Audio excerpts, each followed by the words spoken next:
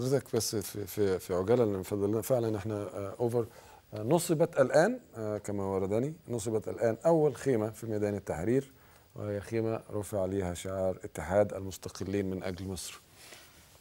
استاذ يسري، مشاهدينك الكرام، انا قلت من خلال هذا المنبر في مره على التليفون ان انا اطالب المشير طنطاوي كان يسمي الامور باسمائها، يعني الذي هو رئيس المجلس العسكري، ان يضع امامه اختيار: اما علاقته بالرئيس مبارك والنظام المخلوع، واما ان يلبي مطالب الثوره. وقلت ذلك على الهواء واكرره الان ولكن بشكل اخر. على المشير طنطاوي وعلى المجلس العسكري ان يدرك، ويعلم الله أني أقول هذا الكلام مخلصا، من العبث أن تتحدى جيلا ثائرا وأنت تحبطه كل يوم، وأنت تقدم له كل يوم أسبابا للغضب، وتفسح أذنيك لمن يحدثك عن نظرية المؤامرة ولمن تعلم ولاءه للنظام السابق.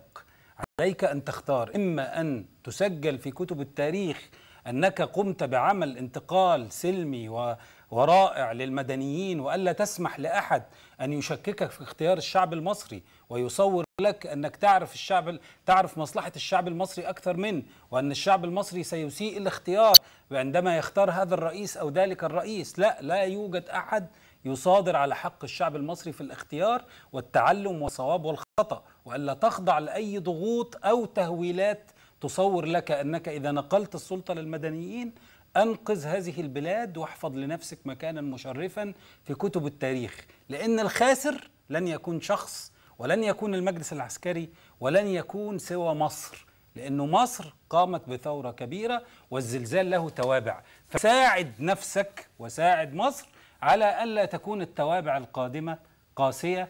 خيرا لك وللبلاد، والله على ما أقول شهيد.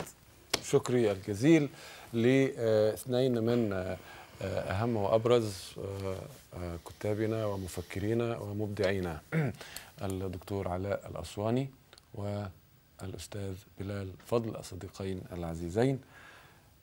وأشكر شكرا